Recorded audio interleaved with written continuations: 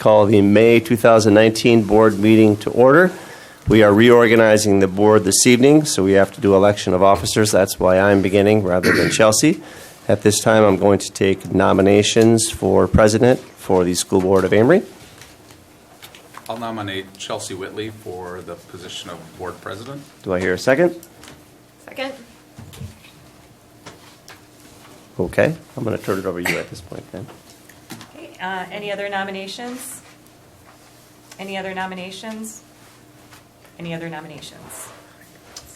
I move to close nominations and cast a unanimous ballot for Chelsea Whitley to be president for the 2019 through 2020 school year.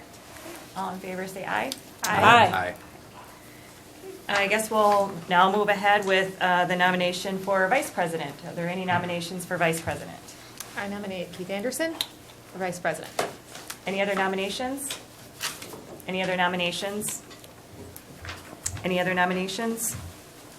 Okay, I will close the nominations and I'll make a motion that we cast a unanimous ballot for Keith Anderson for vice president. Second. okay, all in favor of Keith Anderson being vice president, say aye. Aye. Okay, now for the election of clerk, are there any nominations for the clerk position? I'll nominate Dale Johnson for clerk. Okay, any other nominations? Any other nominations? Any other nominations? I move to close nominations and cast a unanimous ballot for Dale Johnson for clerk for the 2019 through 2020 school year. Okay, all in favor of Dale Johnson being clerk, say aye. Aye. Okay, the last position is for the election of treasurer. I nominate Shar Glenna for the position of treasurer for the next school year. I'll second that. Okay, are there any other nominations? Any other nominations? Any other nominations? Okay, is there a motion to close nominations? I move to close nominations, cast unanimous ballot for Shar Glenna for our treasurer. Okay, all in favor of Shar Glenna being treasurer for the next school year, say aye. Aye. All right. Okay, so now the next thing on the agenda is, or I guess the meeting dates for the 2019-2020 school year. I make a motion to accept these meeting dates for the 2019-20 year as printed. Second. Okay, any discussion? All in favor say aye. Aye. The Amery Board of Education regular meeting dates are approved. The next item on the agenda is the designation of district depositories. Are these the same as last year? Exact or- same. Okay, Make a motion that we accept the list of official depositories for 2019 to 2020. Second. okay, all in favor say aye.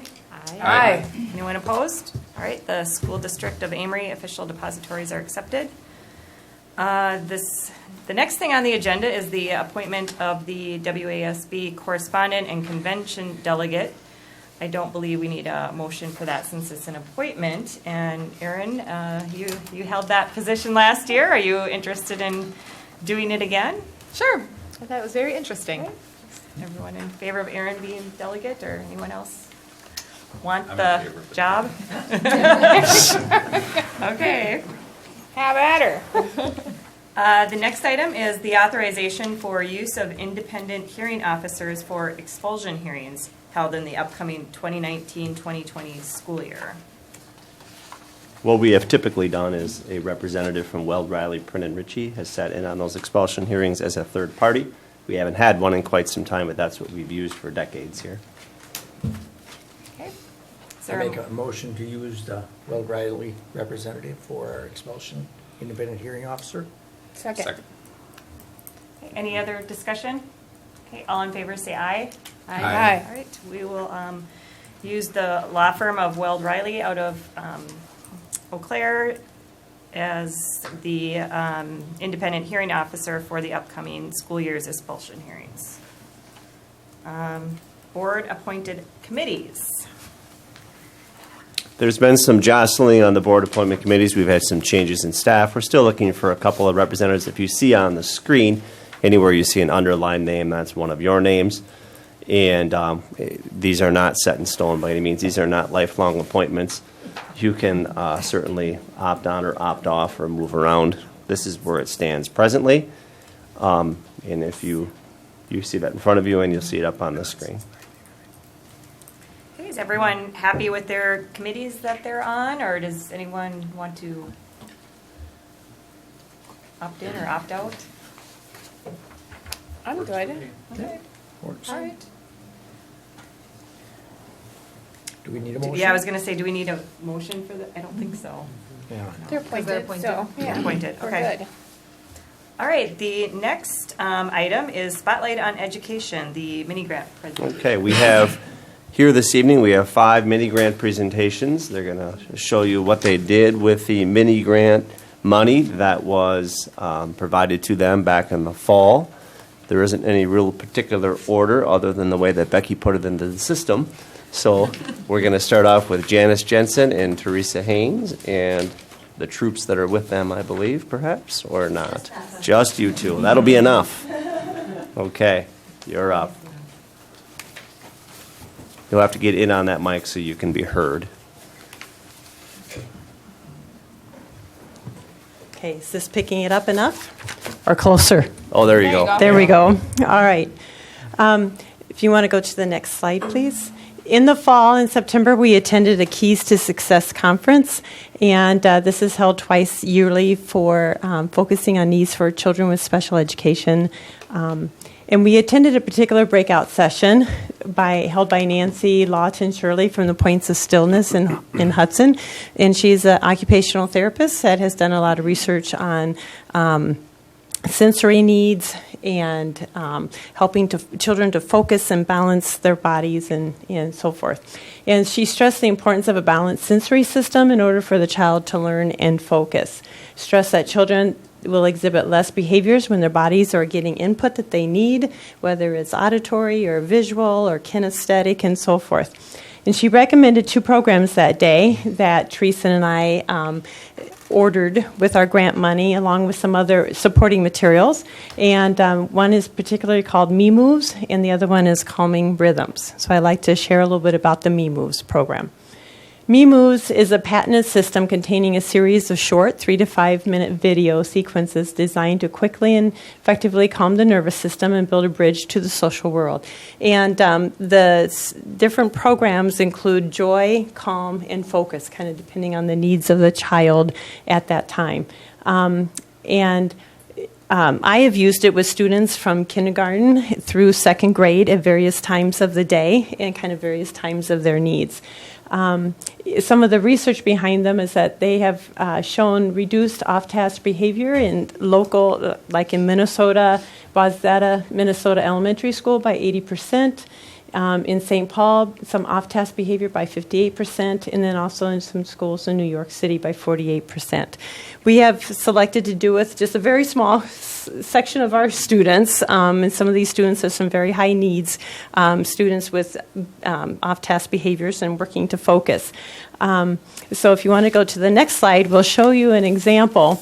What I have found with this link, too, is to show you an example of how to use it. Not only does it help to reduce their off-task behavior, but it also gives them a sense of coordination and balance and connecting like the right brain and the left brain and so forth. And so we have found it to be very helpful. So which one? Well, let me see. It'll start here. So if anybody would like to join along, you don't have to do the big movements, but even if you want to do the little movements with your fingers. So you can focus for the rest of this meeting. So you can right? focus for your meetings. And for me, it's a good stretch of my arms. It feels good in the day. For students, it shows that it's effective for all ages, from tiny tots to elderly men and women. It does get more complicated. I was gonna say for my aging brain, this one looks easy, but it's not. So Oh, it looks hard. And this is the focus one. Oh, right. Okay. Yeah. Yeah. Like I said, they make it look a lot easier.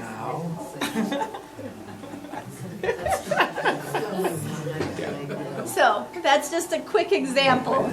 I think this is part of the focus one, right? This So is- kids really have to watch and focus on what. And the 3 to 5 minutes, we find that this works for many students. It's not the cure-all for all students.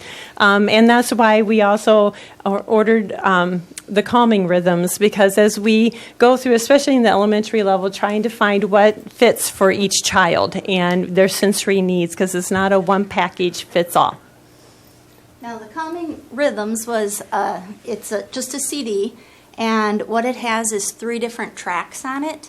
And the tracks are like specialized rhythms that they've done a lot of research on to see what works for different kids. Track 1 is mainly for help in ending a tantrum or reducing acute anxiety. Track 2 is more effective for those kids that are in high arousal or they're easily overstimulated. And track 3 is more for those low arousal, slow to respond listeners. I tend to play this right at rest time for a couple of my kids, and if I forget to put it on, they're over there putting this on. So it's been really effective for them. I borrowed it to our guidance counselor, and she tried it in her room. She had some various results. Some kids liked it, and other kids didn't. So you can go to the next. So that's what we found, is that we're using it consistently with me every day. We combine it with me moves, and we're having a lot of positive effects on getting kids to focus and to calm down. I talked about the guidance counselor, and what we found is this is just one more tool in our toolbox to get kids ready to learn. And we're just finding kids coming in with more and more sensory needs, so we need all the tools we can get. So we thank you so much for allowing us to have this and try it out. Thank you for your work. Thank you. Thanks Yeah. for doing that.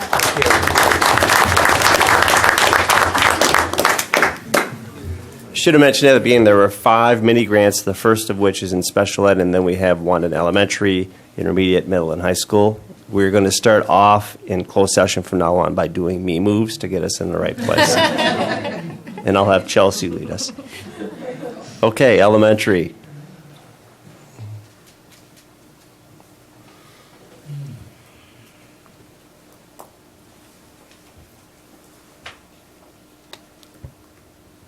Okay, so I'm Alex Lilienthal, And I'm Trish Myers. and we feel the need in 4K that kids need to be outside. And we thought, what better way to get kids outside more than to create a space where kids can take their work outside, still get on all the things they need to get done, but in a outdoor environment. So we'll go ahead to the next one. So we wanted to thank the school board. George Sigsworth and Chuck Berry have been putting in a lot of work, and then some donations from Jordan Johnson. Okay, so here's our outdoor classroom. So I come from a school in which I had an outdoor classroom and I just saw the benefits of it. So we wanted to create something that would benefit our 4K students, but also all the way to 2nd grade. So we are going to have lots of natural and things out there, sensory things that they can play with to support learning in STEM, and then nature appreciation, and just a calming environment where they can just have an alternative to their classroom for those kiddos that need it. And some of the things that are out there is there's going to be a space for stage, for social learning, maybe some, speeches or plays that they can do outside. They can work on building relationships with group and some of that things, social interactions with their peers, and then there is a mud kitchen and some blocks for some of that STEM stuff. Okay, so the proposed map, we're not quite finished. We're close. So most of the items are out there except for a few things. So we have, this is kind of what we're thinking. This will be in that area. I don't know how to explain that. What Between is the J wing and the old building or the... Yes, right there. Where students aren't necessarily playing for recess, it's just kind of a space right now, so we thought that'd be nicely utilized. So there's an area for small group seating, the stump stomp. You can count, jump, skip, play. A stage for whole group activities, like Trish said, plays or presentations, those kinds of things. A mud kitchen for some stuff that's a little too messy for inside, maybe for some people. A building zone will have wood blocks, tree cookies, and that'll be like for heavy work for sensory input. Open area for whole body movement breaks, yoga practice, group building, etc. Benches for individual or partner work, and there'll be lots of little tables. You'll see that in the next slide. And then a messy art area. So current progress, these are some of the beautiful things that Chuck and George have been working on for us. So I would say most of the money was spent on materials. And that was our current progress when I took the picture on Thursday. But that's our stage. Those are benches repurposed from the prairie and some blocks. And then another picture that I was gifted through email. And again, we just wanted to say thank you, and we'll update you when things are finished and in place. Great job.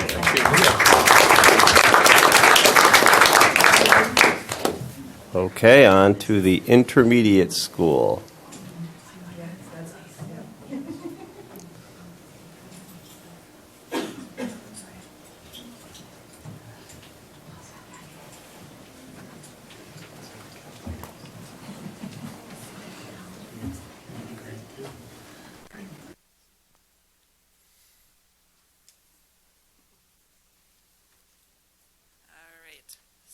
This is the fourth grade team, and we have a few students with us.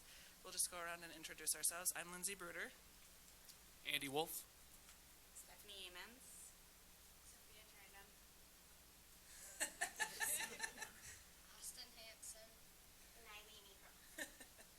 All right, so we had a community project that we were working on. We work with the local nursing homes, and so we got extra, this mini grant allowed us to do some extra projects with the residents there and give them some extra smiles along the way. So I will turn it over to Amy Groth.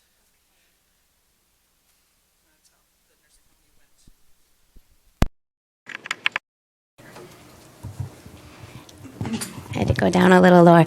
So my class and I visited Riverbend Assisted Living Facility this year.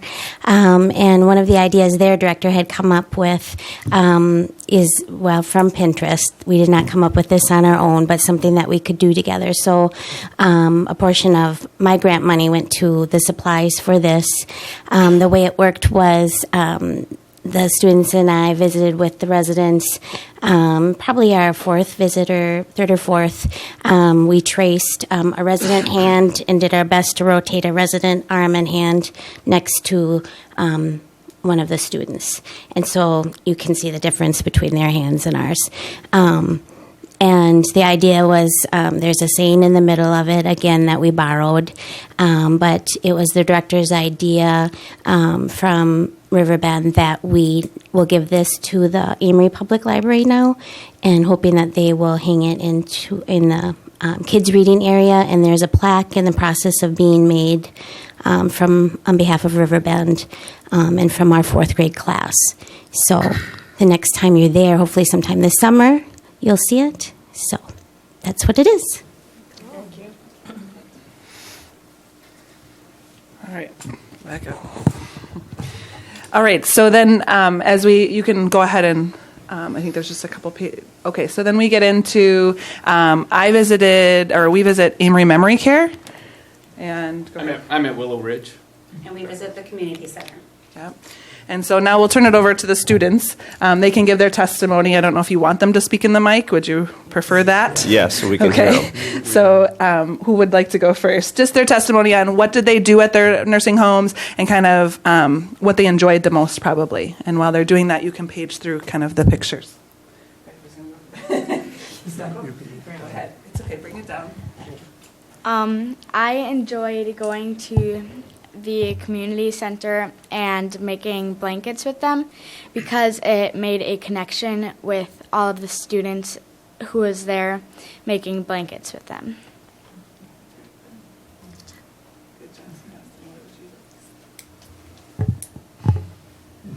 I had sort of a connection or a feeling between my resident.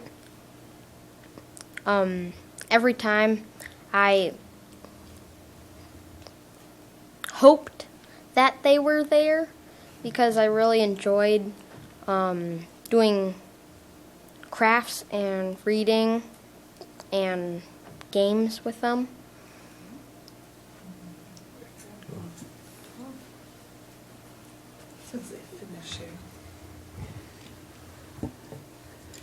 So this is, you can see this is community center, and obviously each one of our nursing homes has different residents and their capabilities and what we're able to do with them. Lots of us do crafts or play games, often reading to the residents a lot. It's sometimes monthly, sometimes bi-monthly, depends on the different types of nursing home we go to. But we were able to. This was really fun to get on my Facebook. She sent that to me the next day, and I was like, oh, that's so good to see that they're using it. Right. And so this is, so we were able to, each one of us three made 7 blankets each with the money that was given. And then we were able to buy the frames. I bought frames for them. I think, Andy, you bought some snacks for them that they requested. Bingo prizes, that's right. Yes. And we did snacks. And they did that's what snacks. They love, Right, right. So there was a frame that we gave each of the resident with their with a student, and then the resident that they could keep in their rooms, and that was the blankets that. So then I think there's one more, maybe 2 more. Okay. And then at the Amery Memory Care, they were able to gift whoever they would like to. But interactions and residents are priceless. Amery students do so well with them. We have appreciated adding a little joy to their each one of their lives at each visit that we go to. We thank you for the opportunity to add a few smiles and make their day a little bit more special. Thank you.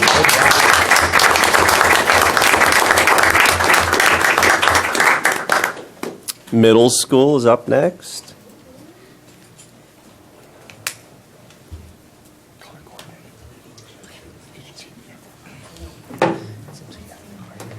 I'm Danielle McCall, teach 6th grade science.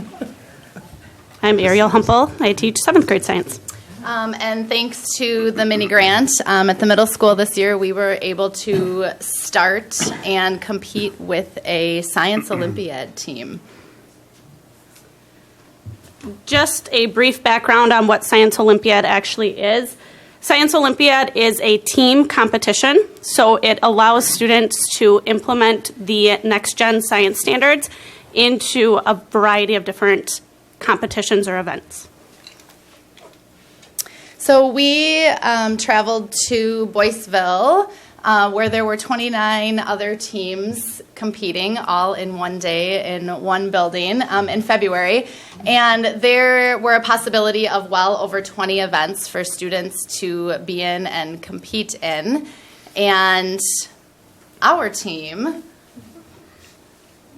is up on the board. We had a team of 10 members. You could have a team up to 15, and we originally started with 15, but we had some that had previous commitments, and really the only day that we required them to be there was that February 16th day. So the 10 members that competed are up on the board, and you can see they competed in 13 different events. There's 23 different events, but our kids competed in 13 of them. And so to determine who would be in what event, we kind of left it up to them and what their interests were, and then we paired some of them working in events together. There's limits on how many can be in each event. Some it's just one person, some it's a pair, or up to 3 people was the most you could have in any event. And so we're pretty much done with our speech, but we do have a little video that the team members put together throughout the day of competition, so you can just sit back and enjoy.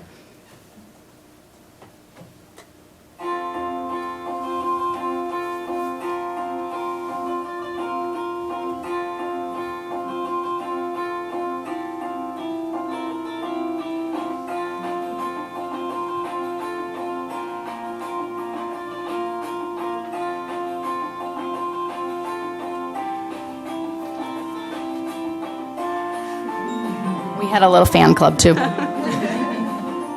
was the only event you could watch.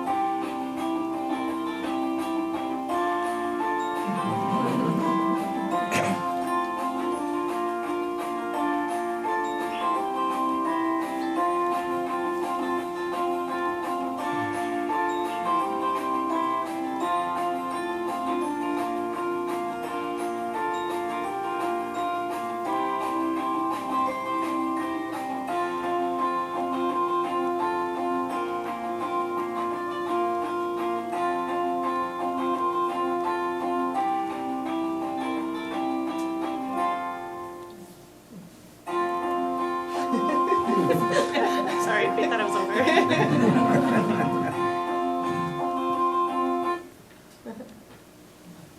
Thank you.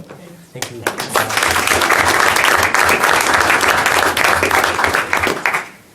And lastly, high school.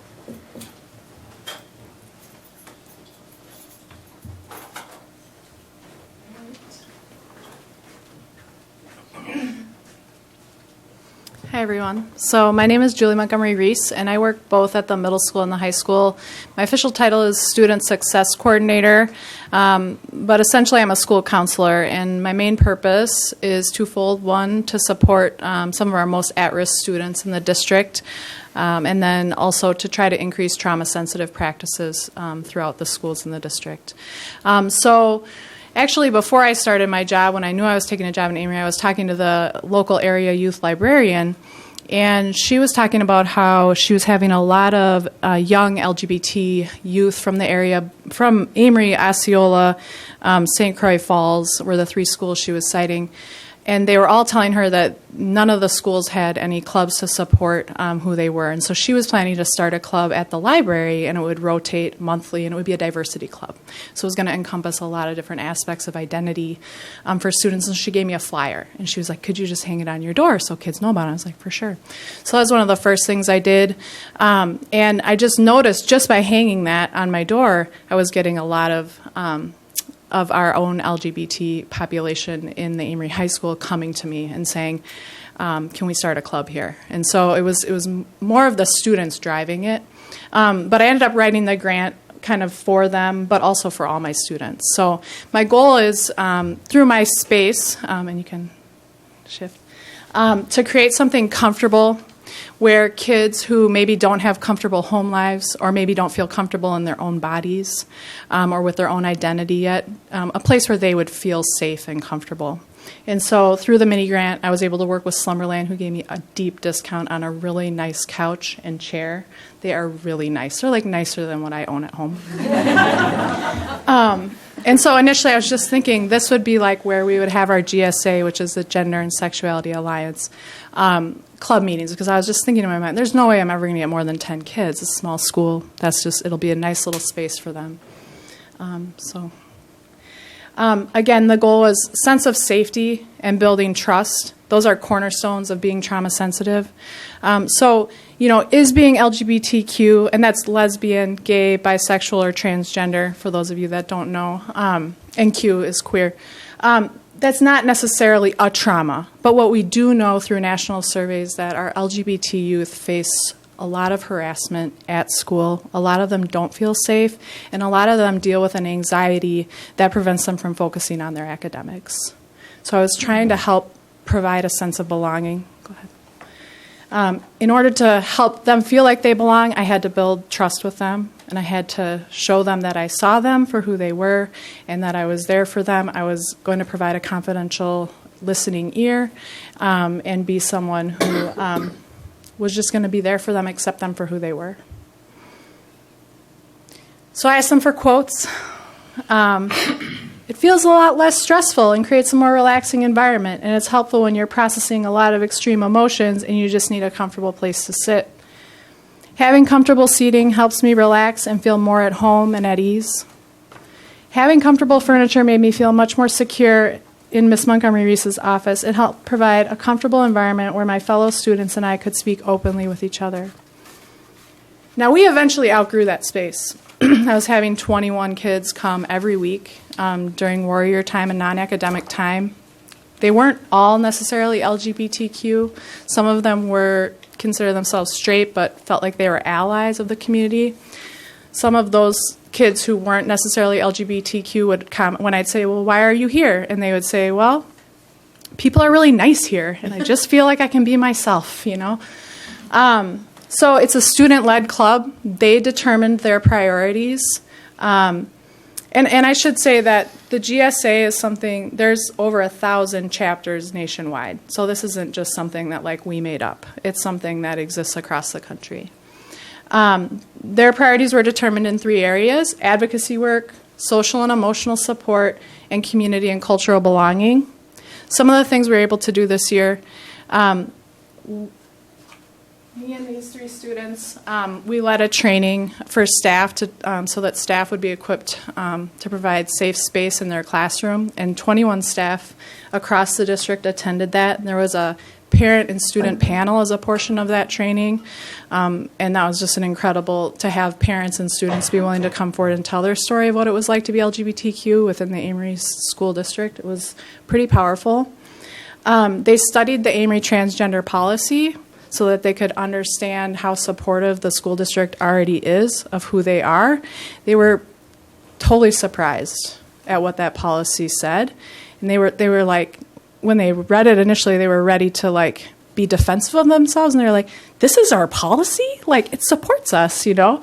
So it was really cool for them. I think it helped them feel like they belong in the school district. They did a fundraiser during the theater production, at the high school theater production, and they raised over $250 for the Trevor Project. The Trevor Project is a national organization that fights against suicide in transgender youth. They did create some anti-bullying lessons for the middle school students that they hope they can present next year as part of the anti-bullying month in November. And then they created an LGBT history timeline, so they kind of studied the history of the LGBT historical figures and just how far things have come in terms of legalities. So that's it. I just want to thank you all for your support, and also Slumberland was awesome. So thank you.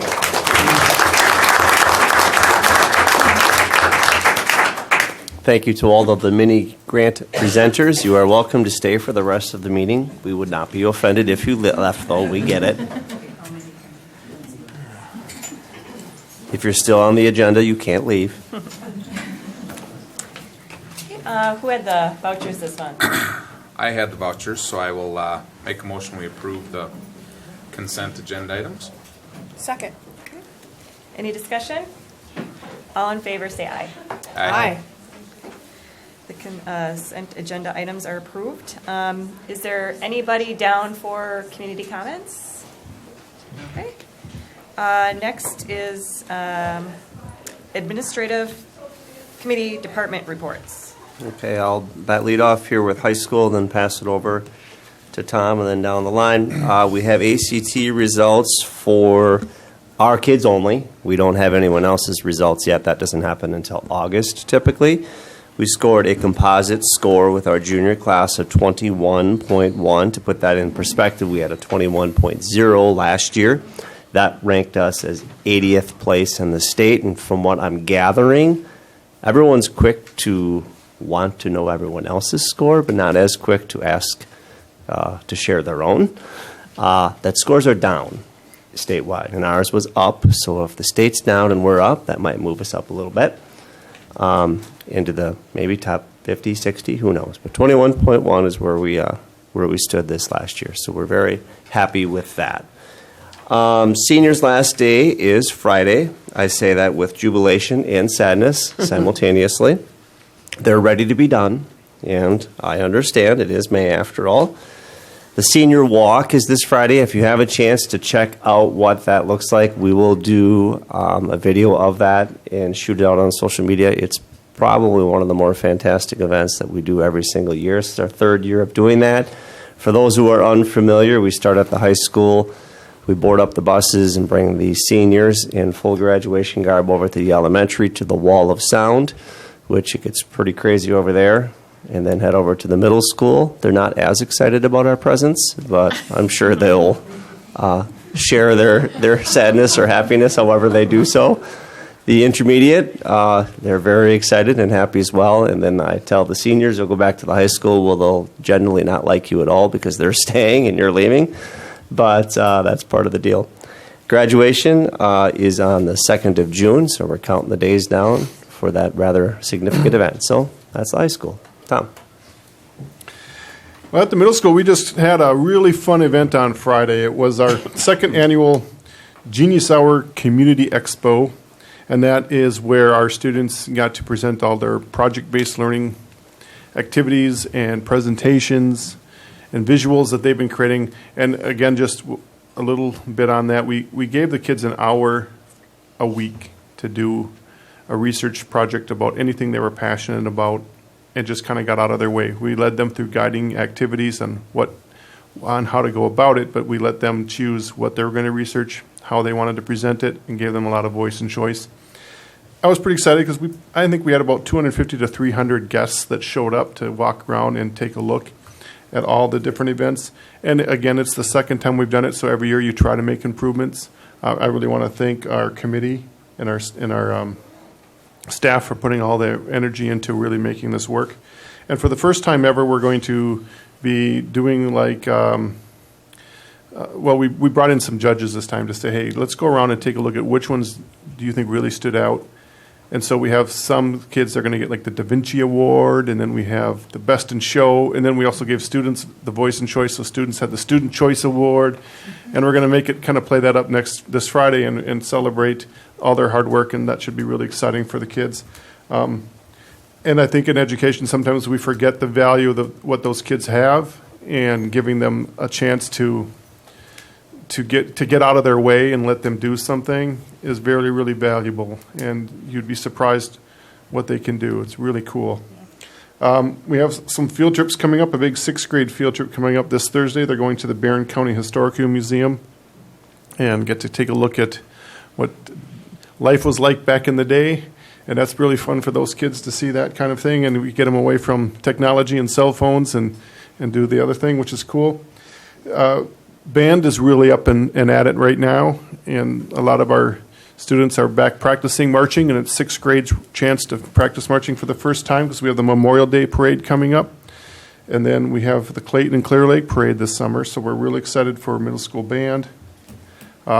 We have some teachers, I don't know, is anyone going to talk about PLC? All right. We have a group of teachers from all 4 buildings that are going to be going again to the PLC conference. And I think this is our 3rd year we brought full staff, our 4th year that we have reps from the district going.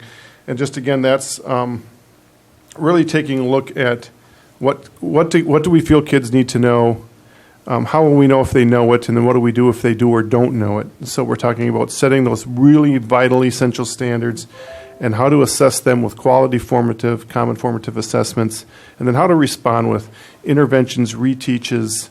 And I had a teacher today because I had a community that we were working on some standards-based grading and some philosophies and different things off of goals with some staff. And I had a teacher said, for one of the first times I looked back at how I used to teach. And I would give the assessment, I would give the data, and I'd test them, and I'd move on. And you always had those kids that would get like a low grade, and you just gave them the low grade and you moved on. And he said, well, I just didn't quite get it, but now I just look at the gains they get because we don't let them off with that. If you didn't get it, you have to come back. We're going to reteach it. We're going to give you additional different types of instruction, and then we're going to reassess. Show us you know it. And just seeing those kids, the light bulb go on sometimes with that individual attention. And I think it's one of the best initiatives this district has taken on, and research shows it's one of the best things that you can do to make sure that kids are learning at high levels, all kids. So I want to thank the board for continuing to support taking staff to that conference and for all the work and the initiative that we've been doing. It's been really great.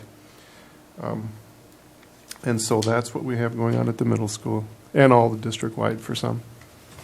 Okay, I've got the Warrior Walkathon that I'd like to report on May 1st. The weather was very chilly, but we did get out there. It is our only fundraiser that we do for the intermediate school, and it's all based on physical activity. So we don't sell any trinkets or T-shirts or pizza. The kids get pledges to see how many laps that they can do at the track in 30 minutes. And we have great prizes and good competition with the help of Katie from Power Up. She was able to get us some prizes and also some very healthy snacks that the kids got when they were done. Erin Osserol is the one that headed that whole program up, and she just did an amazing job. So we're really proud of that fundraiser. Then coming up this week is Camp WAPO for our fifth graders. We go out on Wednesday night. We're there all day Wednesday, stay Wednesday night, and then all of Thursday. This is my 26th year that I will be going out with the fifth graders, and I still enjoy every minute. And then finally on May 30th, AIM will have their final showcase of the year, and that will be held at the high school auditorium. Okay, I would like to share that we had 4K orientation last week and we had 98% attendance. Very excited to report that. I was just looking online because we did a Survey Monkey to get feedback from our families, and it's overwhelmingly positive. So it's fun to see. If you want to try to guess the best part of the day, any ideas what that might be? The school bus ride was the very favorite part of the day. So thank you, Mr. Olson. Why does that never It's because there weren't older kids on there. That's because Tom drove. Yes, Mr. Olson did a fabulous job. And we just do a little tour around our campus and talk a little bit about what everything, the buildings and the grades and the principals and the outdoor facilities and everything we have. And yeah, I guess they enjoyed that part, but overwhelmingly positive results. Couple of fun things happening, this month is crazy busy with all kinds of activities, but some of the highlights, June 3rd is our elementary and intermediate school track meet. The intermediate is in the morning and the elementary school is in the afternoon. June 4th, we have a Title I parent meeting, so those families that have children in our Title I program are invited in to learn about the progress their children have made and just review a little bit about what Title I is all about and why we have Title I. So that's an important time for our families. June 7th is our famous hot dog end of the year cookout. And this year is our second year that we are inviting Scholastic in. Scholastic is a book company that we use throughout the year.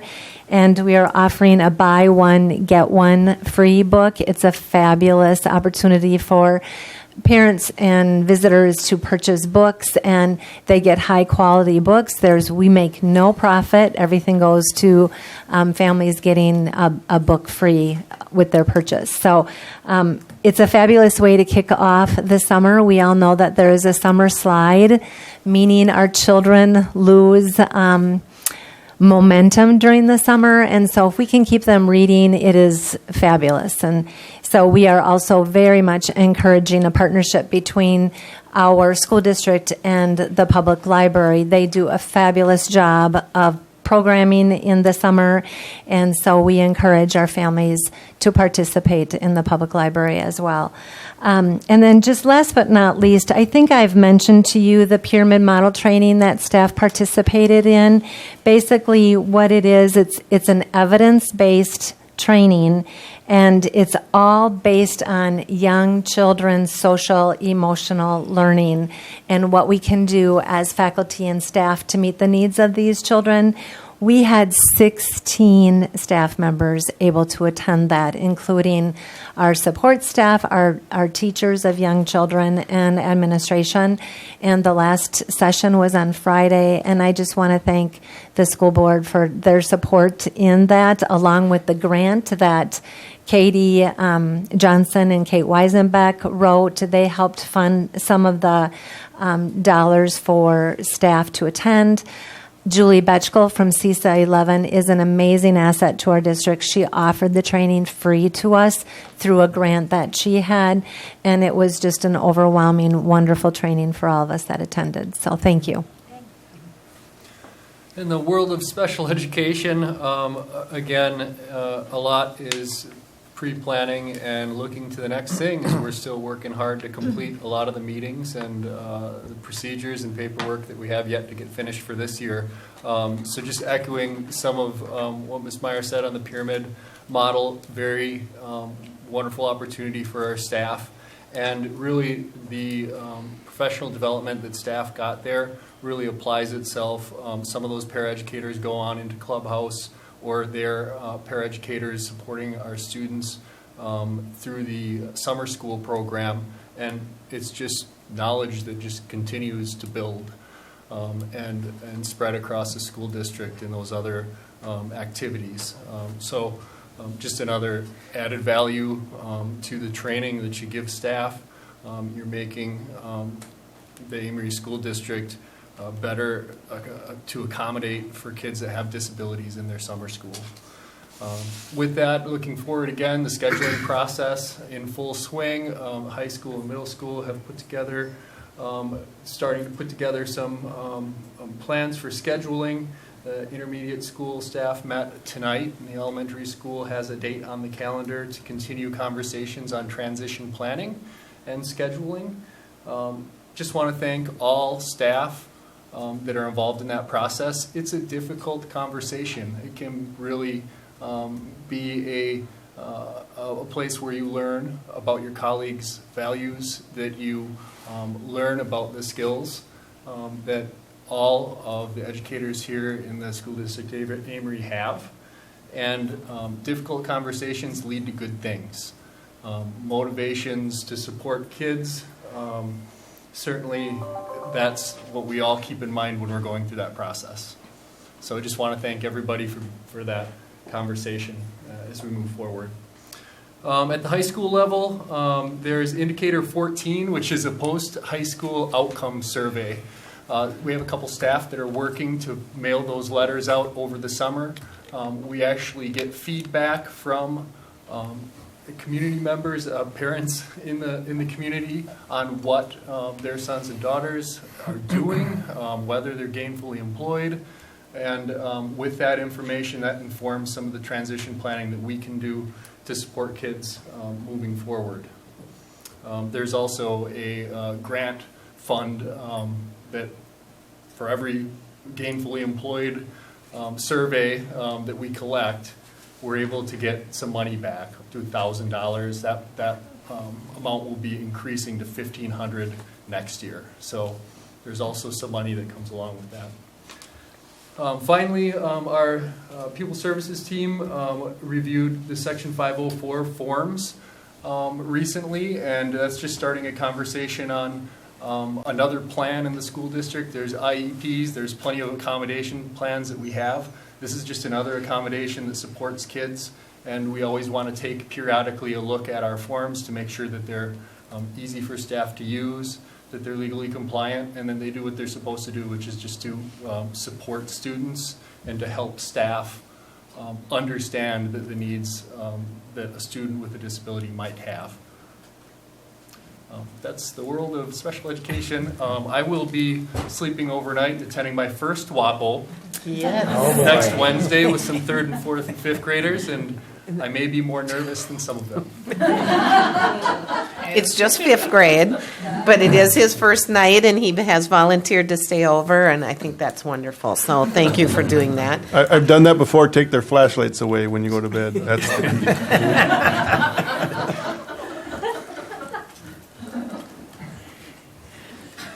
Poor guy's gonna have nightmares until it happens.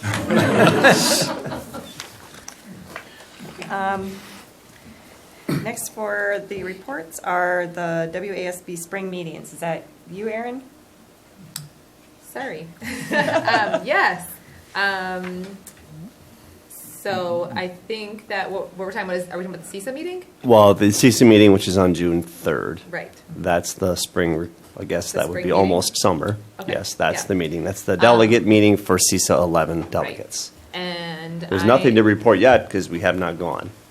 Right, but I am on the CISA board. Correct. Of control, so I will volunteer to attend the meeting as our delegate from this Amery School Board because I have to be there anyway for the CISA meeting that follows immediately after the delegate meeting from all the CISA. More to report in June. Okay. All right. Next, on to informational items. The first item is the legislative update. Okay, this is a big week for state budget. Joint Finance Committee hears Tony Evers' budget on Thursday of this week. The committee will then make a recommendation to the state Senate and the state Assembly as to what position they take on this matter. We are in a divided government state, so we have a rather sizable contingent of Republicans and then a Democrat in the governor's seat. We have budget forecast of $0 increase per pupil. That's likely to be what occurs based on the language that's coming out of both sides. They're not even meeting at this point in time, and Thursday is the beginning of the formal process. They have to have a budget agreed to by June 30th, or you simply use this year's numbers, which for anyone's finances seems like a really bad idea, but it's been gridlocked for a while. So that's the big update coming out. The 3 priorities that Governor Evers has set forth, he said we absolutely must have accessible, affordable health care, high-quality education, and fix our infrastructure, specifically roads. The first and the third are met with less resistance than the second, but all 3 are met with resistance in some ways. So we'll see what happens. Next, we have Mr. Benson reporting on standardized testing. Now, the inception of this, there has been some inquiry with me about the amount of standardized testing that occurs in the school district of Amery. Please note what you're going to see here rather clearly is there's a lot of mandate, and then you're going to see some local assessment as well. So I'll turn it over to Tom. Yeah, thank you for letting me come up and talk about student assessments and state testing. Somebody's got to do it. Someone's got to do it. So I'm not talking about cool science programs or great community collections like you just saw, but maybe if you do some Zen hand movements like you learned, it'll make it go faster. So we have quite a few state-required assessments, and so those are assessments that the state sponsors requires us to do, and that is the bulk of time, pretty much, of a lot of the assessments that you hear. The first one you see up here is the forward exam. I think it goes back, and Or can correct me if I'm wrong, but 1991, I think, was their first year of the WKCE test, and that was like traditionally what was your state test. And we actually were on that test from 1991 to 2014, and things were very consistent. And then in 14-15, we moved over to a computerized test. We went to the Badger, and now we're on the forward test, which we've been on since 2015. So this is a computerized state assessment, covers English, language arts, math, science, and social studies. And it's an untimed test, so the times that you see here are approximations. And you can see, depending on the grade level, you're going to be taking 2 tests at the high school. The high school just has to do the social studies portion. Otherwise, most of the time, they're taking 6 tests or 11 tests. And depending on your age, the approximate time is there. And you can see up to 8th grade, the approximate time is about 435 minutes. And we learn real quickly if we want our students to do well, we test early in the morning, and we test in small sections, and then we move on, and then the next day we do another one. And just by doing that in nature, the students should perform better just because they aren't burning out during the day. So we actually test that between 5 to 9 days, depending on the grade level. So when you see, there's 9 days of testing, but they might be testing for just 45 minutes to 50 minutes each day on that. So that's the state test. That when people think of the state test, that's really what originally was the state test, and that's oftentimes what they're referring to. The high school has assessments coming up. The ACT Aspire test is also a computerized test for 9th and 10th grade. I don't know if I'll go into real great detail on all of these, but that's testing English, reading, math, science, and writing, and that's why the social studies test has to come off of the forward. And that's about 4.5 hours to complete, and the students take that over 1 day. All 11th graders take the ACT as the state test at the high school. And one of the real things I was impressed about that is that we always kind of anticipated there would be a big downfall in scores. And there was when we first went to every student taking the ACT, other than maybe just kids that were college bound. But slowly over time, they've come right back up again, which is great, so that we're showing that all kids can do it if you really make that effort and sit down on it. And that's about 3.5 hours a day in 1 day. ACT Work Keys is a test that's probably the most misunderstood around the communities, but that's a state skills assessment test that really takes a look at career readiness. Are they ready for applied math, locating information, reading for information, and that's an additional test, and that's taken usually the very next day after they've taken the ACT. And yes, there's 1 day that the state gives you, and then there's another one makeup day, and then there's like this emergency day, and if you don't catch it there, you're in trouble. And we've had some bad weather every time we were hitting testing, so we were lucky to get a really good percentage, though, I believe, right, Mr. Diffler? But Yeah, the day we were going to do makeup testing was spring break. So we had 1 day. That We was had our only one- choice. If we'd had a snow day that day, I'm not sure what. yeah, if we had an emergency day, done. we'd have been in trouble. But we got almost everyone in, I think all but like one or something. Yes, we got So that was- everybody in on ACT. Oh, that was great. At the elementary school, they don't have, they're not part of that forward test, but they're still required to report out on how well our students are doing in reading. And so they basically take an early literature readings test. And you can see there, right now they're taking like the Ames Web Plus or the Ames test. And that just depends on the building and how long it takes and how it's administered. And Orly also works with the Ames through... Right, no, you work for the STAR. I'm sorry.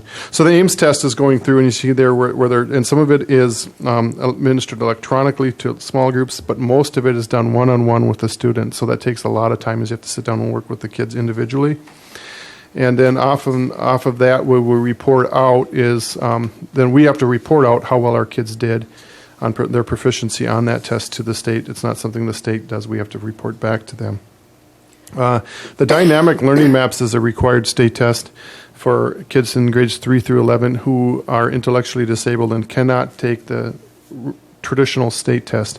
And it's a really, really small population, like less 1/2% perhaps. I know in the middle school I had 4 kids out of 450, that took it. And those are students that sit down with their core teacher and they're taking an alternative type of assessment.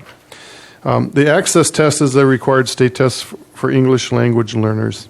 And basically, if you're a new student to the United States, or if you come from a family that English wasn't a native spoken language, then we're required to not only provide you great service and try to increase your ability to read, speak, listen, comprehend all of the different English components, but then also assess them every year. I want to make light, though, that these students that are Access or ELL students are also required to do the forward test and all of those as well. And Cheryl kind of oversees a lot of that, and Dave Hawkinson is doing a lot of the Access testing right now, and he's done a really nice job with that. And I think we probably have 25, maybe, students that are approximately taking the Access test right now. And as they can score, if they score at a high enough level, they can be exited from the program. Recently, the state also required us to throw a high school civics exam, and you can't graduate from high school if you don't pass the civics exam. As of today, all seniors have passed, which just in the nick of time for a few. Yeah. As of today. They ask them questions like, where's Minnesota? And they have to figure it out. And there are some understand. interesting questions there. Yeah. So, and that's probably basically, he said about 1 hour. And so those are really your required state tests that we're mandated to give. And those are important tests. There's always a big debate on, are we assessing too much, and how much time does it take of the day, and how much time coming out of instruction. And those are all things that we really are concerned about. But at the same line, we've really learned how to take that data from that and then drill down and try to make improvements for our school. But I think the last few assessments you're going to see are local assessments that we give. And I don't think it would surprise anyone that the more local and the more control you have over a specific assessment, all the way down into a specific classroom, probably increases in value toward that teacher and for that kid and for that family.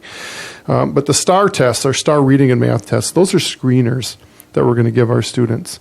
And they're quick screeners. They can take up to 30 minutes. And we're able to give every kid that screener 3 times a year.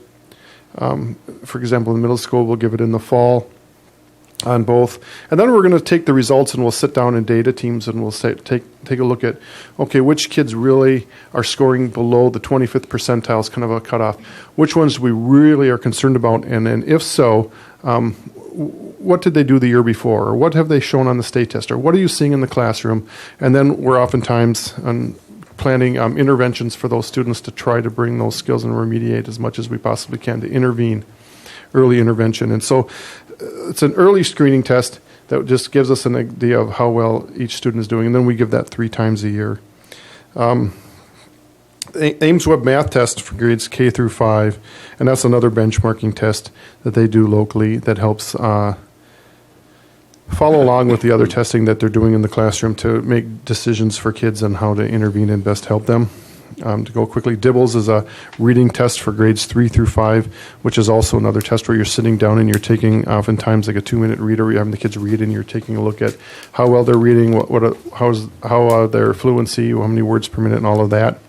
Fountas and Pinnell is another reading assessment for grades K2, and that's a diagnostic reading assessment. But before I go to the last two, is that the individual classrooms are really too where there's a lot of really high quality assessment, and we're really working on improving those assessments. And we had another meeting in my building today about how to really, really make those assessments valuable. And basically that is, okay, this is what I told you off my PLC, this is the standard that I'm measuring, and I want to make sure that every student's made it. So I'm going to assess them with my own classroom assessment. Maybe if I'm a 4th grade teacher, we're all giving that assessment. So then we're sitting down as a team to talk about how everyone did, and then how can we work together to help those kids that didn't get it. And so that local assessment has a lot of value to it as well. And those don't have to take a lot of time. They can be real quick. The Youth Risk Behavior Survey is an assessment of at-risk factors. Typically, right now, we're giving that in kids between 7th grade and 12th grade. Orally has given the Me and My World survey in the past. But basically what that's doing is it's an optional survey, but it takes a look at at-risk behaviors, what types of things maybe kids are doing that we might be concerned about, or things to celebrate. We use the data from that to go after grants and go after research and to go after making improvements in our building if we're seeing something. But oftentimes, if you don't have that kind of data, optimally, you're not going to be able to secure a lot of grants that we're doing. And we have a lot of grants that we write every year. And I don't know if the community realizes that hundreds of thousands of dollars that are sitting out there that if we didn't write the grants, we wouldn't be able to do some of the great programming that we do. And then the Student Engagement Survey is a survey that to measure school connections. And so we're giving that at the middle school right now. So it's basically looking at how engaged are they and what are the factors that maybe are getting in the way of that. And I just realized I probably skipped some of our state required ones, didn't I? National. Oh, yes. So to jump back, I'm sorry. The NAEP test is a nationally required test. And that test, you're kind of randomly selected at times. I think in the district we've given it maybe 4 times in 20 years. I didn't have to give it this year, but Sean and Orr did. But to be honest with you, the test isn't that complicated to give. It's the prep work that they require you to do on the back end. It's It's horrible. Let's put it that way. It's the things that they make you do to make sure that everything is done the way the national test requires. And the hard part about that is they come in then and they have these teams of people that come in and they do this test, and you never see the results again. You never get results per kid. But what it does is it throws your students in with your state, and you can get state and national results compared to other countries. And so that's like they call that the national test, or the national report card that you maybe heard of that. And that's the NAEP test. And I've given it twice in my building in the past. But again, that's not something that we do that often.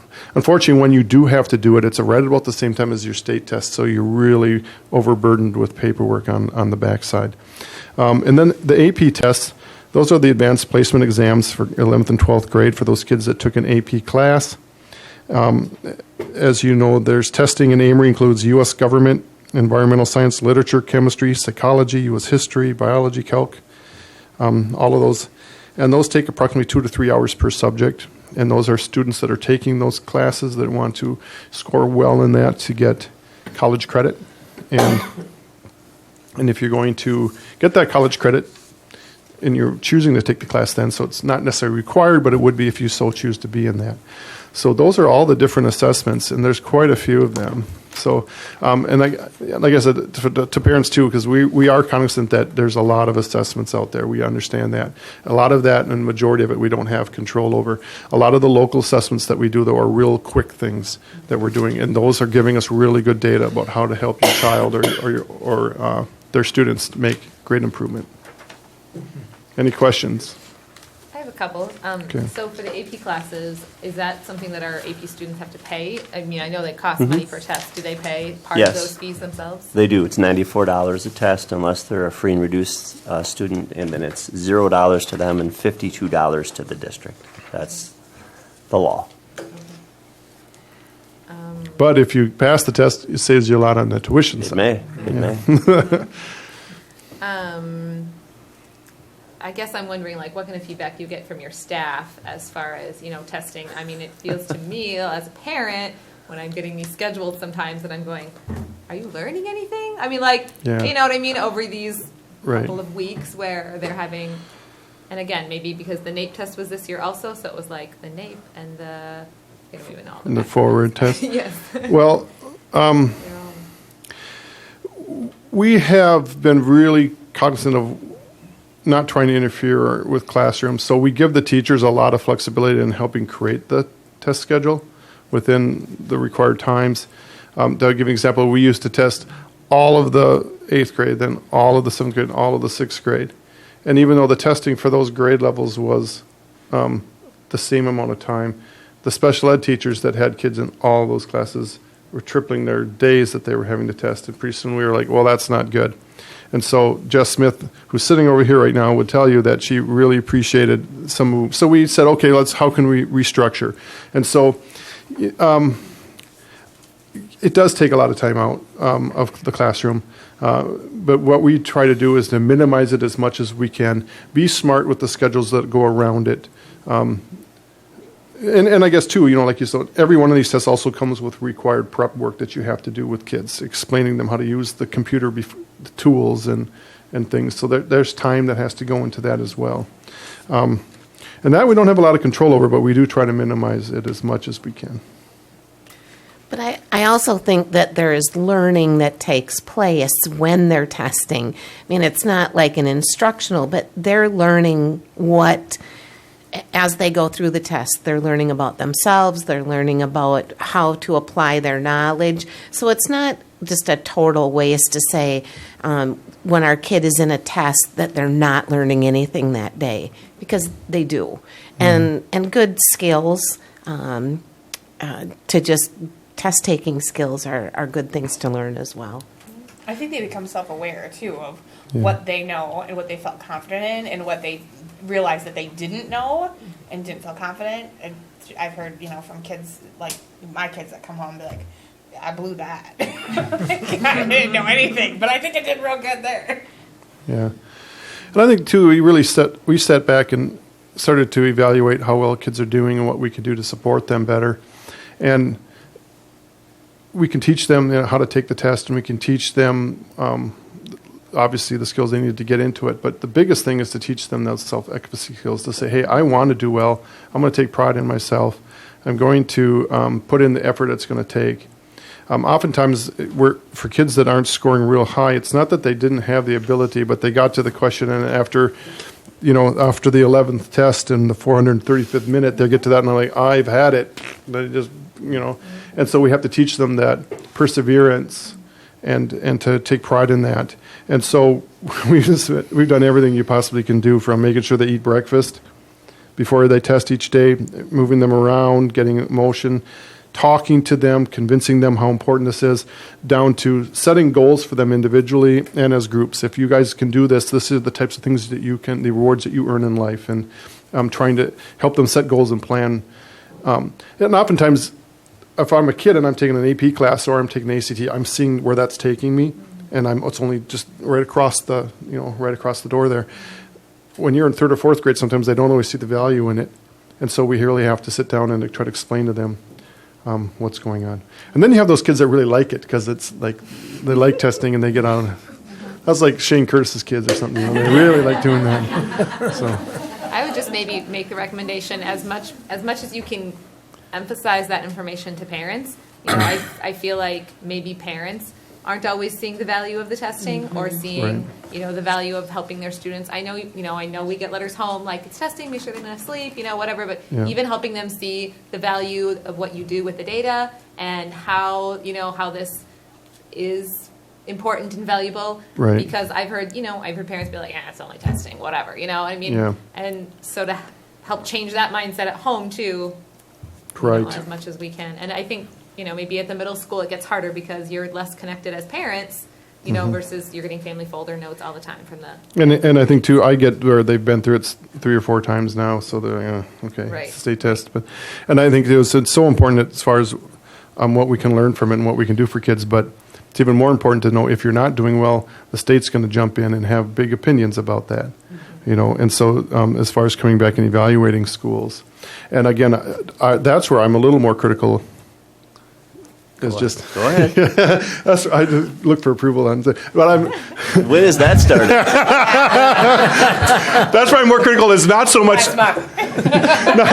taking the assessment, but maybe not so much taking the assessment, but putting that much.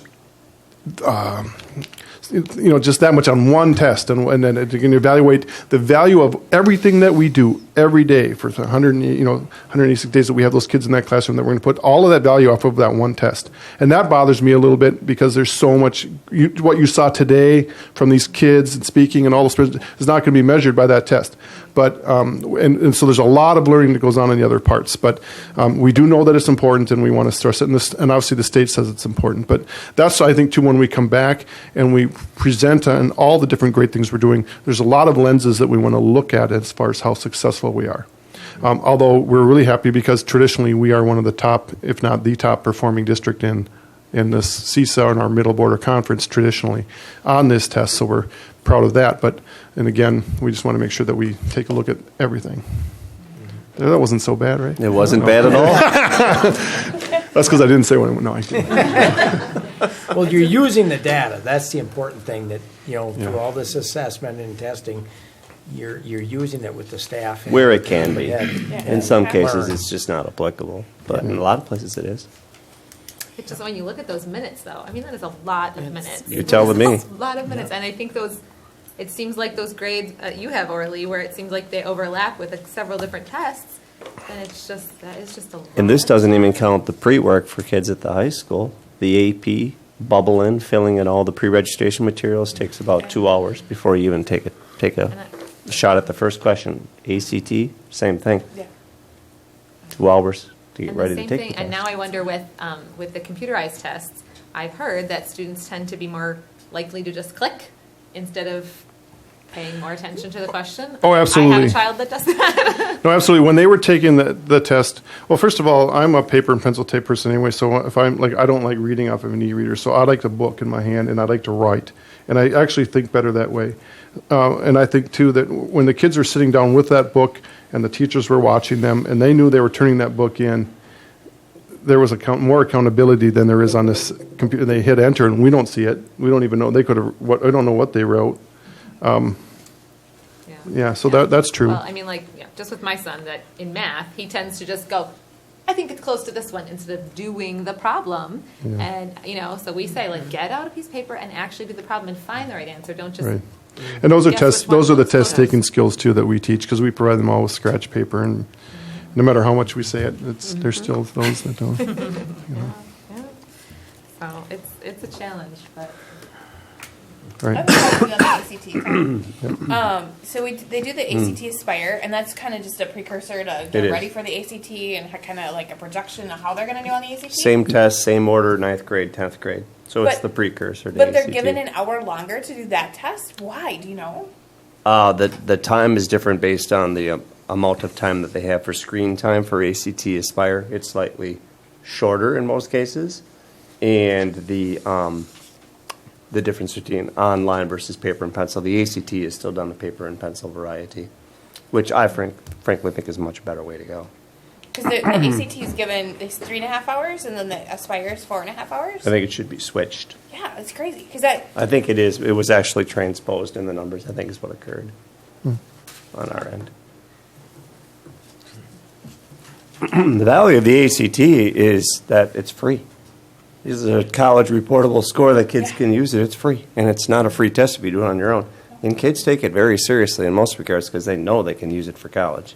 In some cases, they stress themselves out so much their score probably goes down slightly, but it's a big deal. That's another question. I mean, like, again, they all have to take it as juniors. Can they take it again? Because a lot of times you increase your score, or You can could- they take it before their junior year? You could take the ACT 25 times if you want to pay. We had 12 kids took it in 8th grade this year. Yeah. And parents oftentimes will ask me, well, what's the value of that? To take it into middle school, you have to score at a certain level off the forward test to qualify through the Newmont's program. But I always tell parents, I said, well, your son or daughter is going to get exposure to it. And just like anything on the ACT, traditionally, every time you take it, you tend to score a little higher until you cap. But almost always there's that bump after, and it's just that familiarity and then being a little more relaxed because you've done it before and you have the confidence that you go in. It's going to give your child that. And, and then we've had kids score, and it's also motivational for them because they get home and they say, hey, I scored about where an average student in high school would score because they're like a more advanced student at the middle school. Then we had the Clausen kid getting the upper 30s when he was in 8th grade, so we knew he would do well. It's a pretty valuable thing, but you can take it multiple times. I know all my kids took it a couple times. It's not uncommon. Is it offered here in Amery, or? We offer it here in Amery every May. Okay. But you can go elsewhere. Yeah. You could take it again and again and again if you want to. Yeah. No, I just wondered if it's typical, or if they pretty much just take it because it's required as juniors and that's it. The single biggest score other than your GPA and getting into college, Yeah. those two numbers. Right. I would say majority of the kids that are, if they're interested in going to college, are going to take it more than the time that they take it their junior year. Okay. They'll take it again. If you get a 36, then you're good to go, but Well, that's gee, not that's everybody. Easy, right?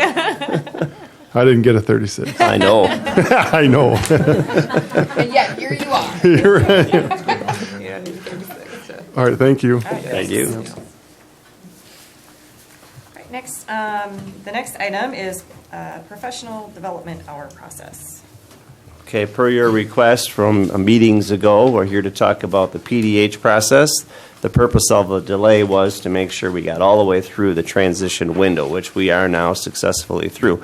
The transition window is to move people forward from their 18-19 contract into the 19-20 contract year. On April 26th, anyone that wanted to do that made the declaration to do that. So now we have gone one full cycle of PDH. So now we're going to talk about what that looked like. So if you could move ahead a slide. The professional development program, we're trying to connect the professional development to compensation. This isn't an easy thing to do because you need to first define what professional development is, and you need to draw the line between what it is that you're doing and how you're going to be compensated for it. That's been a tricky process for us to figure out. Our goal is to make our staff better via professional development, which could potentially make them a stronger teacher. Further, it's a collaborative effort. We are all about PLC here. We are sharing ideas because many of these PDH opportunities are not taken by one person in isolation. They're taken by groups of people working collaboratively on a specific item, or is a group of people presenting to other staff. And lastly, if it's going to be a win for our teachers, it's likely going to be a win for our kids and likely a win for our district. And it has been. So this is what the certified staff compensation scale looks like. There are 2 pages here. This goes from the A1 level, which would be theoretically the first-year teacher entering from UW River Falls in year 1 of education in any line of work here in the district as a teacher. You travel through the first, second, and third levels, A1, A2, A3, and the way you do that is by accruing 90 hours of professional development or 6 graduate credits. 6 times 15 gets you to your 90 hours. Once you are through those 90 credits, then you move on to B1, and the same thing holds true there. B1, B2, B3, and then you move to C, then D, then E. So through the course of the first 5 levels there, depending on how aggressive you want to be, it take you about 10 to 15 years. When we move to the last alternative compensation package, from a steps and lanes, you're in, for instance, year number 6 and you have a bachelor's degree plus 15 credits, your salary is. We moved away from that to an alternative compensation scale 2 or 3 years ago, and then we moved to this scale, which was directly connected to professional development. The goal was for it to be A, financially sustainable for the district, but just as importantly, meaningful for the staff person, because just to make them do it, seems punitive and seems counterproductive. So we're trying to make it meaningful, and in many ways it has become that because folks are generating their own professional development rather than sending them somewhere and do a canned presentation on something they're not even going to use in the classroom.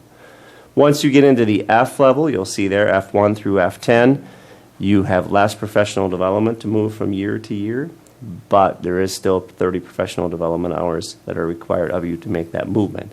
If someone wants to stay put, and we haven't bumped into many of those people, you don't need to do any professional development at all. You can just stay right where you're at.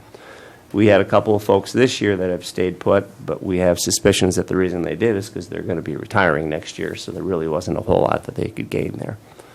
On to the next slide, you'll see the remainder of levels. The significance of the G level is a master's degree is required in order for you to be G1. So you could get zillions of professional development hours at the F level. If you don't have a master's degree, you don't proceed forward.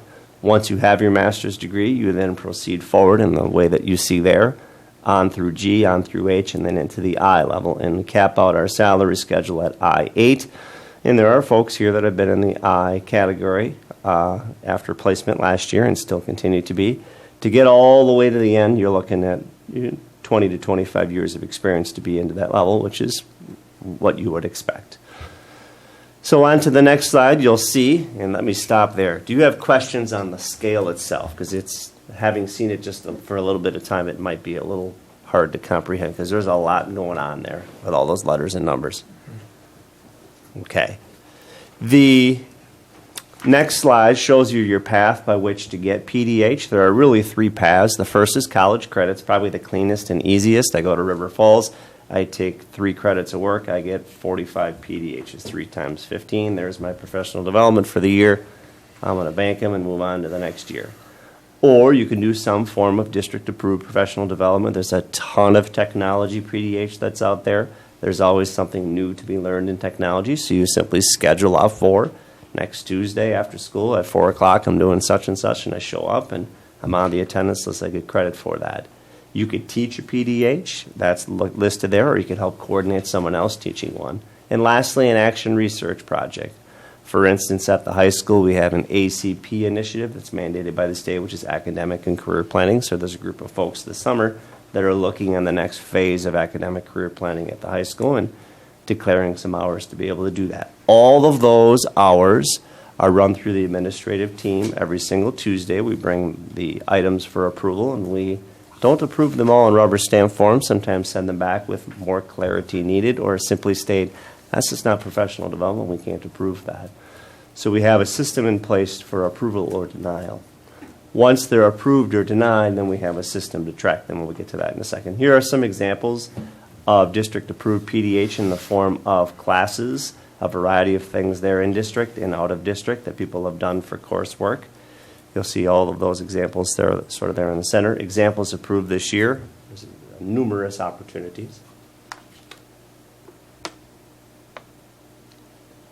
College credits, these are credits that are taken.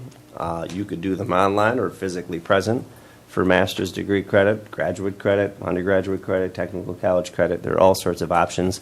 The number of online options is expanding rapidly, so it's hard for us to keep up on the legitimacy of those online options because we don't know those outfits in some cases. They're simply too new. We know River Falls, that's pretty quick to approve.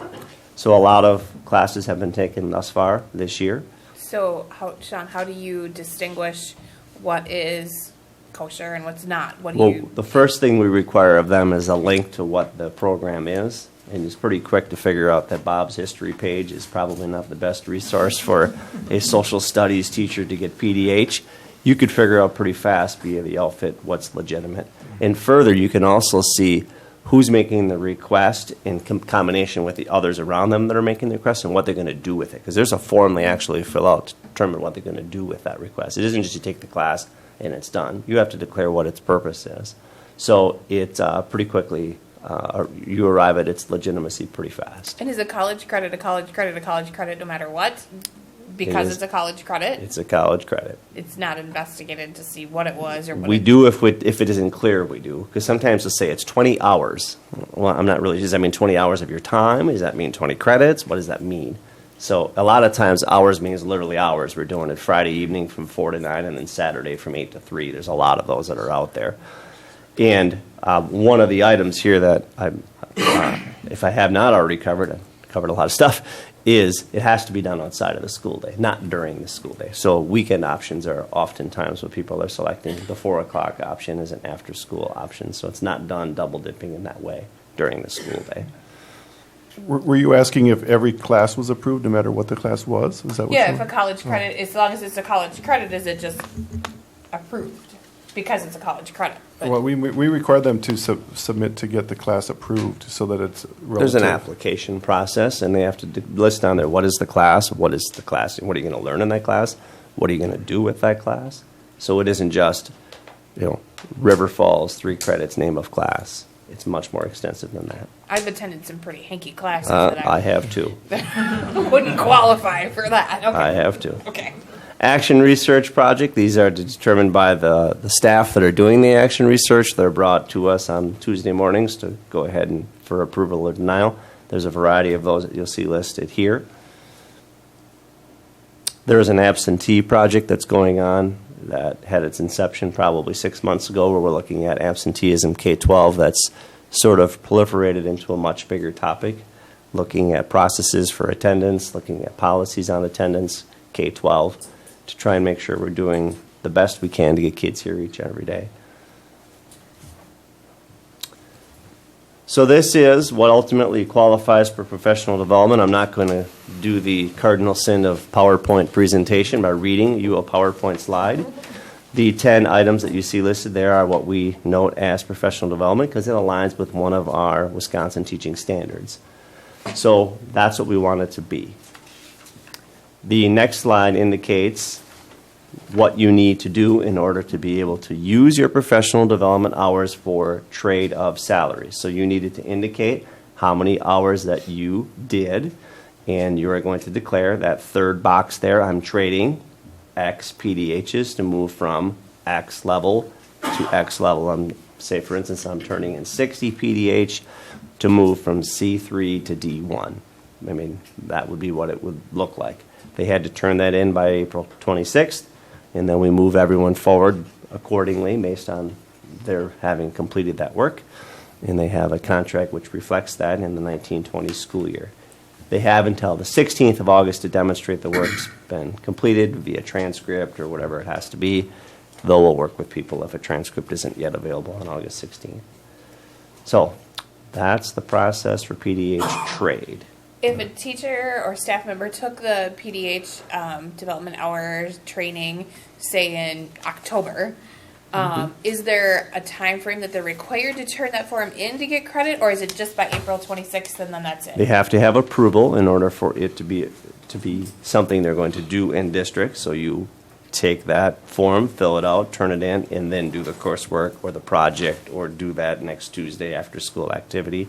You have to have prior approval. So you kind of have an idea of We do. what's going on before all of a sudden you just get We this do. bump of on April. And this is the manner by which we're going to articulate the day trade, but the next slide you'll see here determines how we're going to track it. We actually have a website where you track your hours.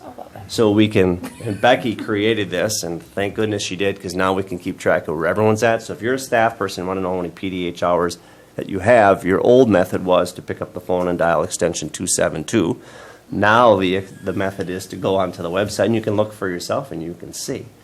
And this is a sort of a sample of what it will look like. And then when someone makes that process of transitioning forward with their salary by trading in PDH, you'll see it says they're trading in 20 and minus 20 from your total. And you move forward and you keep trekking along onto the next professional developments. So the idea of creating professional development, which is connected to salary, has been achieved. Is it meaningful? I would imagine in a lot of cases, if not most cases, it is. It's not in all cases. And lastly, the financial sustainability piece, which is the piece we always have to keep our eye on. Now that we know who moved from this present year to the next school year, now we can know exactly what 1 year of movement looks like financially. And then you can make adjustments accordingly or leave things as is. My hunch is most everyone that can move is going to move. And my hunch is that it is going to be financially sustainable, because salary is never going to be a situation where it always remains the same. You always have to project cost increases there in any line of work.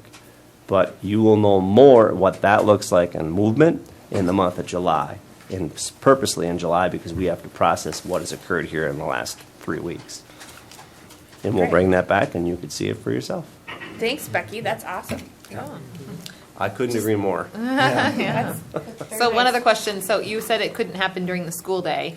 So I mean, I don't know exactly what the process is, but if somebody is going to a workshop, you know, if they're going to CISA for some kind of workshop or something, and I don't know how that works. Are they allowed Not to during take- the school day. It Okay, has to they're be not allowed something to take that's a done day off after hours. to go Well, to you could, if you wanted to. I'm not sure that is professional to take a day off to go to a training to get a salary increase while a sub teaches your kids.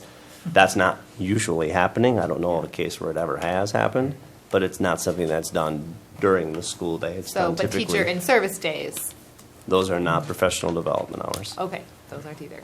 So we have a lot of teachers that maybe go to a conference during the day and they get, you know, like an in-service allotment to go to it, but they're not allowed to use those hours for Okay, so this. if they get sent to an in-service conference, But that's what not they do counting is, PDH. for instance, Greta McCarty does a lot of this as the library media in our technology integrator. She goes to CISA, she brings back the information, and the next thing you know, about 3 weeks later, there's a PDH offering after school next Tuesday at 4, and guess who's teaching it? Yeah. Greta McCarty, because what she learned, she's teaching. And she'll get the development hours for Yep. teaching it, and then whoever attended it gets. the That's development happening hours. all Yeah. over the place. Which is, it's really great. Because It's if we're cheaper gonna for us to do it for our own staff than to send everyone to CISA. Yeah. So, but otherwise, people are going on weekends. Yeah. In the summer. Or like the sixth grade did their book study, and they did it right after at 4 o'clock, or, you know, they would meet and they did, I don't know how many hours did you do, it was 16 hours on this book study. And then they came and presented to a staff meeting, which no one got professional development for because it was a required staff meeting. But then we kind of were saying, okay, this is what we did and this is what we learned. Now we're going to be doing some professional development opportunities for you next year.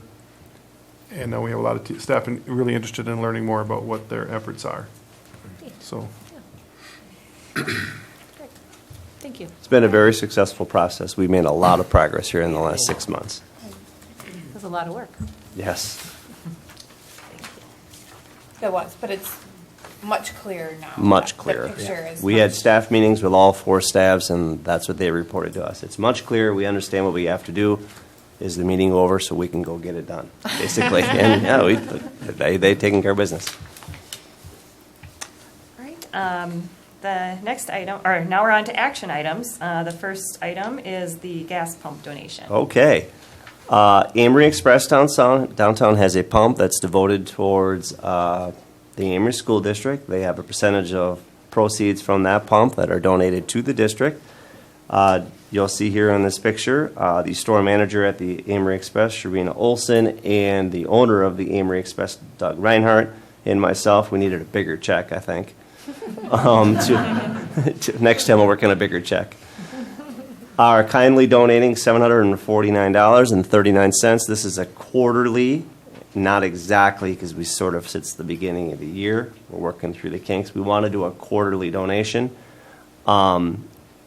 Each and every quarter, that money's going to be donated. In the spot, I've worked with Doug on this, that we wanted to put it, it's not going to the district to pay, to use Doug's words, the XL Energy bill.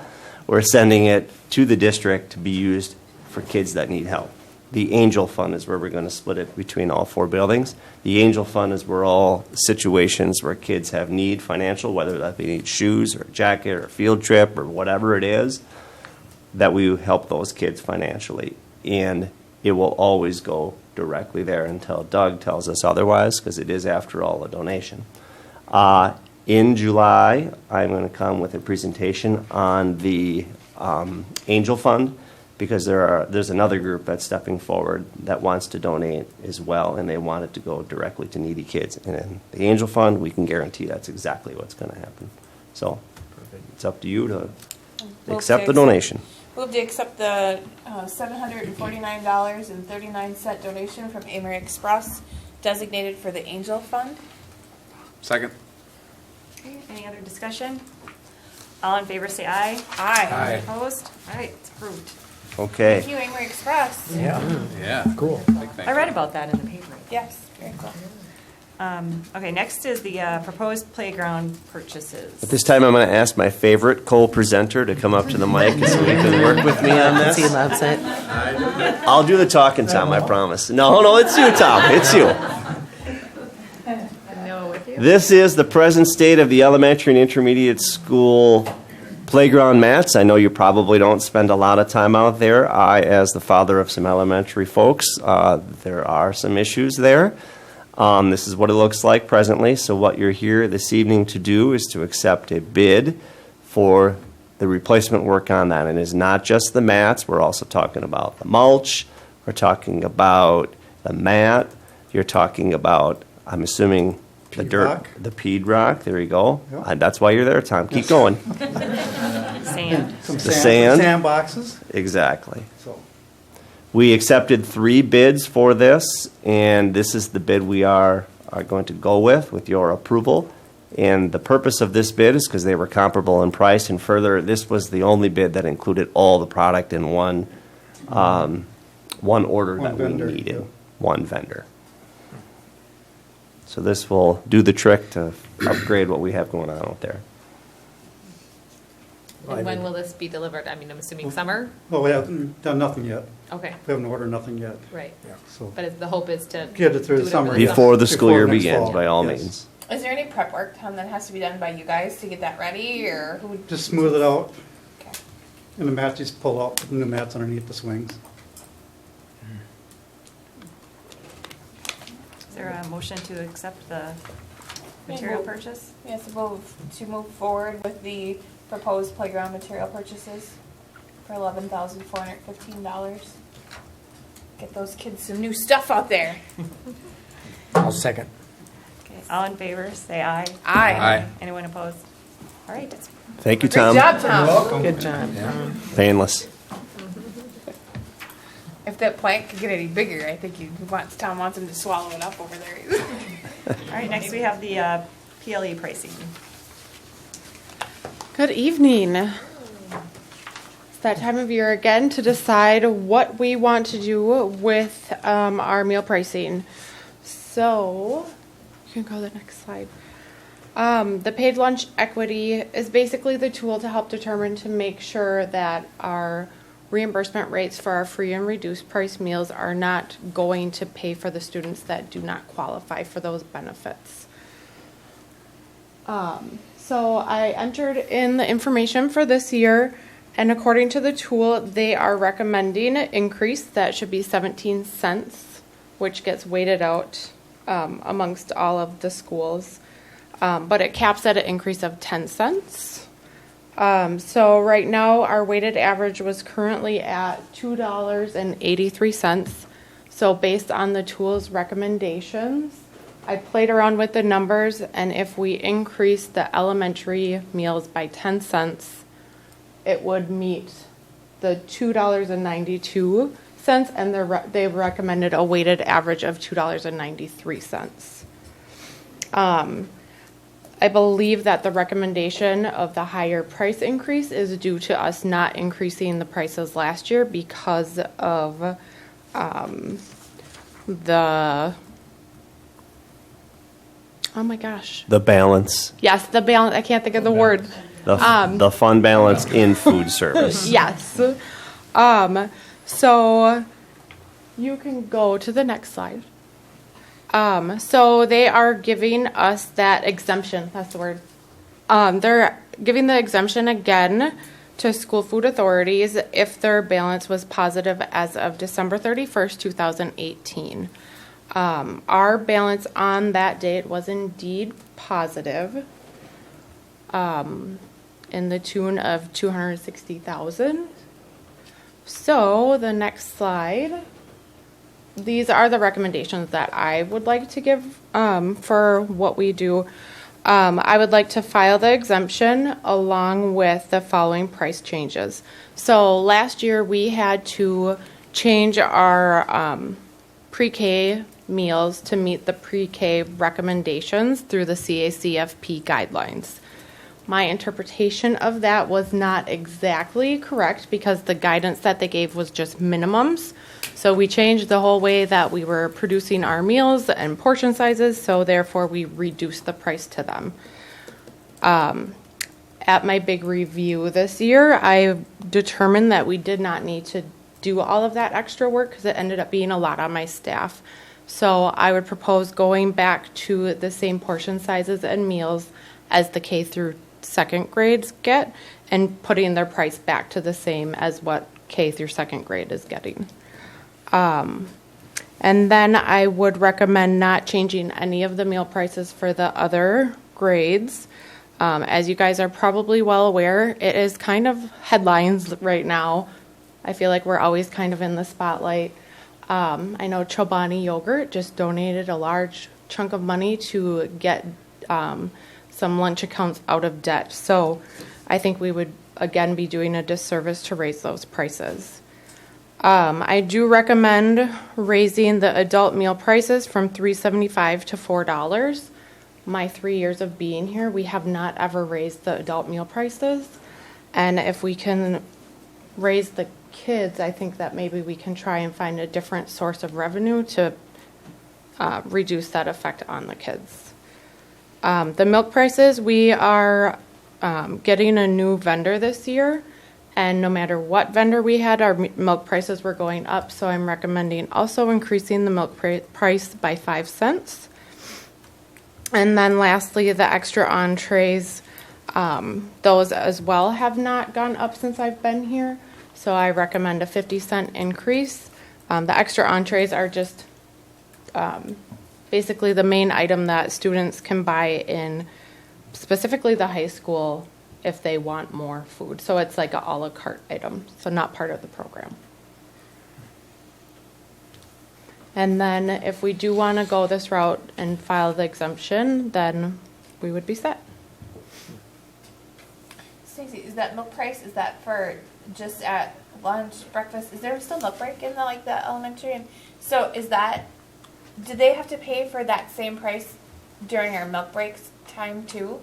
Yeah, so unless they're free or reduced. Right. We participate in the Wisconsin School Day Milk Program. So students that are free or reduced get a free milk for milk break, and then the students that are paid have to pay for it. Does pre-K still get a free milk? Wasn't that at some point? So pre-K is still on, currently the district is paying the milk breaks for that. So we did have discussion about that. Cheryl and I and Sean have all talked about it. And I would recommend that they also be included with the Wisconsin School Day Milk Program. So they would start paying for their milk? The paid students would. The students that are free and reduced would get free. And how many times a day is milk break for the? Just once. Once. So they're getting a milk offered at their breakfast. They get a milk with milk break, and then they also get a milk at lunch.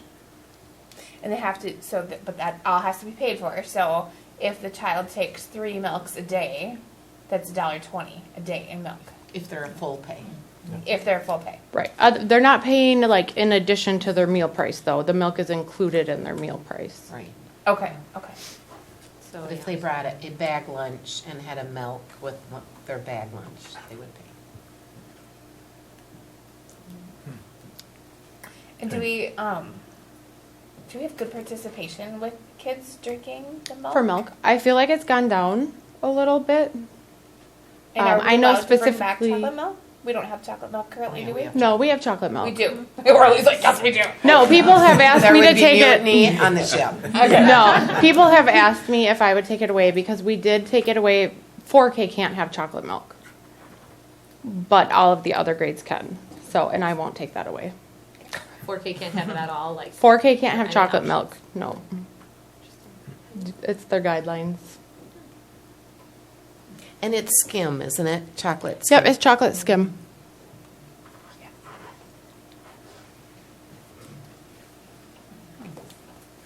Do you think more kids are drinking water? More water? Yeah. Because it's offered right in the cafeteria. Oh. The water is right there. Yeah. All right. Is there a motion to make, is there a motion for these price recommendations? Yes. Change?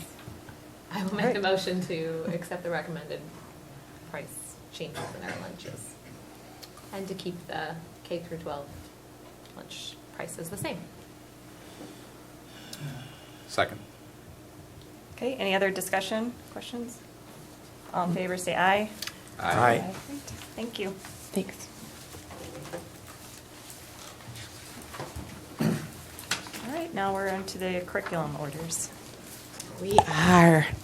This is the conclusion of at least a 3-year journey for our teachers in pre-K through 5th grade. And so it's gone through all of the paperwork that's needed to go through, the meetings. As you know, I reported a year ago that we selected down to 2 programs, and we did pilot both of those programs. It was Pearson Envision and Houghton Mifflin Expressions. And I'm here to tell you that the vote came out for Houghton Mifflin Expressions, which is the program that we currently have, but it's an enhanced program.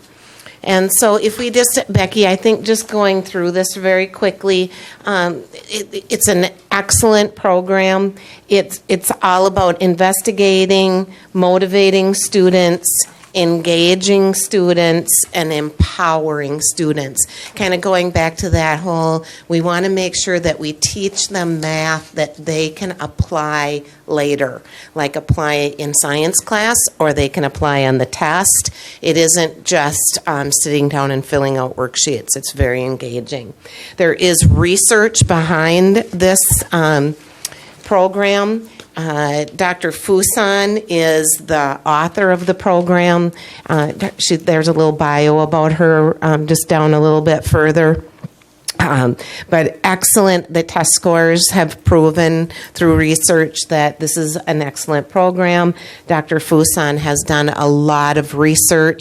It's all right in the materials. One of the things that is improved is she's put her research right into the lesson. So if it's on decimals, her research is there and not all in the front of the book that maybe got passed up as the teachers were getting to their lessons. So I think that's great. It's different because we're using many different things from the rest of what's out there. They want to make sure that you're focusing, it's coherent, and then that big R word is rigor. We need to make sure that we're always pushing our kids to learn more. It has to be harder. As Mr. Benson said, that perseverance word is one that we really have to teach kids. They want to quit when it gets hard. You can't learn when it gets hard and you quit. You have to persevere. And so that's one of our things, the rigor. And then, of course, technology is something, enhancements in technology. We're one-to-one, so we want to make sure that it fits nicely with our programs or with our computers. There's a personal math trainer, and we can, teachers can go in and actually assign kids homework based on what their need is. So that's new. With this. And then the HMH player, it's all helping the teacher to provide the program to the students. And then those real world concepts. It's not just learning about math in a math book, it's how does math connect with the real world. And then, of course, we still have some paper pencil. I think back maybe a couple, we skipped over it right there. We want to make sure that we still have that student activity book. We don't have a hardcover math book. It's a consumable that we go through every year, but it's very good for kids showing their work. We want to make sure that they do that in class. And then there's like an online also ebook for our students. Or if so consumable activity books with this grade level, Yep. do they get destroyed, eaten up, lost? Is there a way to print like some of that material from the online then? Yes. Okay. Absolutely. They don't take their workbooks home, though, so they shouldn't get lost. But if they did, we can print them off there. Yes. And then just making sure that the big word up there is math talk. It's having kids turn and talk to themselves about math during the lesson, having kids to come up to the screen, teaching other kids all about that math talk. And then finally, I think, we missed maybe the differentiation is very important because we want to make sure that once we look at the standards and we've got kids that aren't meeting that standard, we have to be able to back up for them, fill their holes up. And so that's that differentiated curriculum. If they're meeting the standard, then we want to enrich them as well. And so there's materials for all of those. Personalized assessment is also there. Teachers really like that. And then teacher addition and training is all together. So that's Houghton Mifflin. And our 4K program, preschool, is just a little bit different. You know, Houghton Mifflin had a 4K program, but our teachers, it just didn't click with them. And both Cheryl and I we want the teachers to be the most comfortable with their materials. And so they opted to, I think if you keep... Sorry, it's not on there. Okay. Oh, it isn't on there. No. All right. The 4K decided to go with what's called Creative Curriculum for Preschool. And it should be in your packet. It is a program that is directly created for 4K students. And there it is. Our teachers, that's what they wanted to do. And totally approved. Both Cheryl and I approve that purchase. So what we're here tonight is to tell you we're just slightly over budget. Not much. So if we go all the way from 4K through 5th grade, we have a proposal that you have in front of you from Math Expressions, the Common Core 2018 Hybrid Edition. It's a rollover. The reason it's a rollover is because it's the current program that we're using. We're just getting the newest and the best. And it's a 6-year program. So we will get the online service for the next 6 years.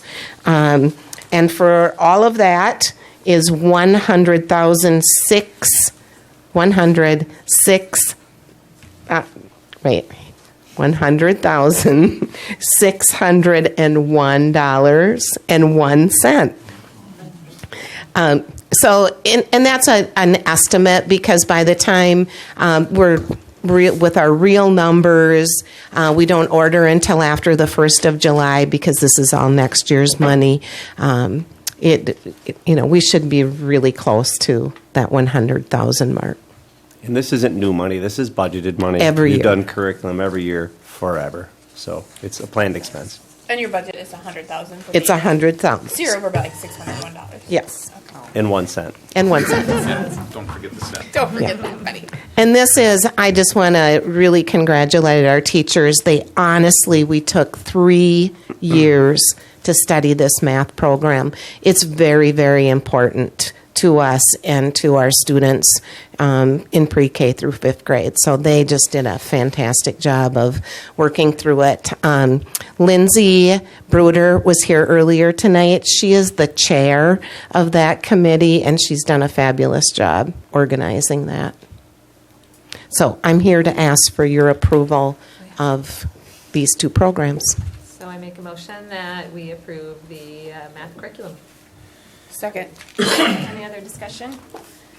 All in favor, say aye. Aye. Thank you. Thank you.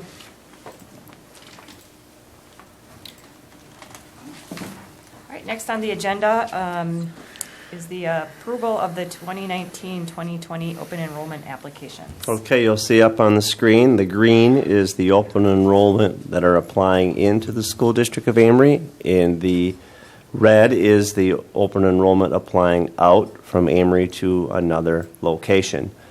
There are 11 in the green column, there are 27 in the red column. We don't want it to be as such. We would like to flip that, reverse that curve. You're being asked to approve or deny the open enrollment ins. There's really not much you can do about denying the open enrollments out. You could certainly say no. They could certainly apply to the state, and you will have wasted your time probably because the answer in the end will be yes. This is for the traditional open enrollment window. Open enrollment has, in recent years, switched to a 12-month-a-year process. You simply need to apply for alternative open enrollment and do that via application, and typically you're able to move from district to district at any point during the year. This just happens to be the traditional month of February open enrollment. So it's up to you to approve or deny the green column, in essence, of kids coming in from other districts. Move to accept the open enrollment into the district for 2019-2020 11 students. Second. Okay. All in favor, say aye. Aye. What you're going to hear next month, this is a piggyback off of this item, is the projections of our child care enrollments at Clubhouse into district. We had talked about that, but to get that done in clear form, we need to get through the school year to be able to see that more clearly, because then we can see all the movement that's occurred. So in June, I'm going to bring to you kids enrolled and what happens to that kid. Do they stay? Do they end up going to school here, or do they go elsewhere? I would contend 2 things. You could even out your open enrollment ins and outs with a more expansive child care option, and I would also contend you could have an upward surge in your open enrollment, your enrollment, I should say, if you had more spots to place kids. And why I say that is it's all about employment. It would be nice to be able to have a child care option where folks that work in this town could bring their kids with, drop them at daycare, get them at the end of the day, and go back to their resident district. But what I think you would find, if people brought their children this direction with them to work, they would drop them, and eventually they would enroll them because they would move here, because they would find out all the wonderful things we're doing at Amery. That's our hope, but that's a much bigger conversation as we move forward. Right. Thank you. Next, we have Health Partners contract renewal. This is simply the formal vote based on what you were presented by J.A. Counter last month. Remember, we are in the middle of a 9% rate cap, meaning this is year 1 entering into year 2. If you vote in the affirmative, you're voting to enter into a 3rd year with Health Partners via J.A. Counter, a third-party administrator, negotiating that, and the cap would then be 7%, and that is a cost savings to the district of some $55,000. So my recommendation would be that you would approve that and lock things in at 7% with Health Partners. I'll make that motion. Second. Okay, any other discussion? All in favor, say aye. Aye. All right.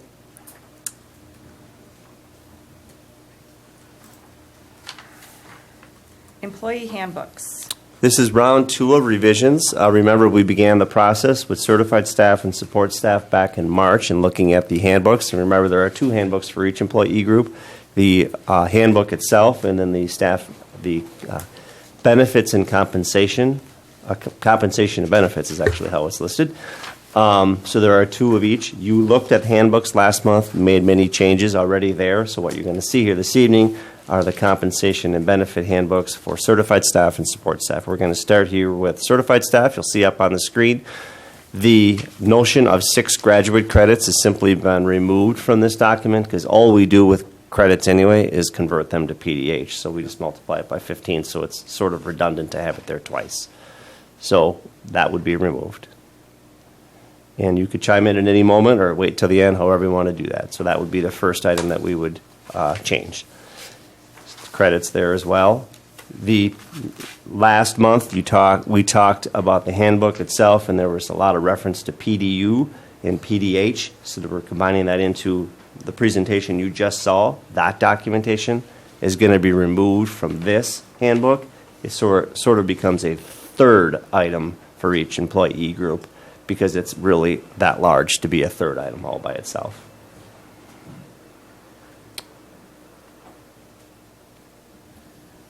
We are asking you to move summer school compensation. There are 2 rates of pay at $24 and $28 to $30 per hour for all types of work that are done during summer school. You asked for the financial impact of those.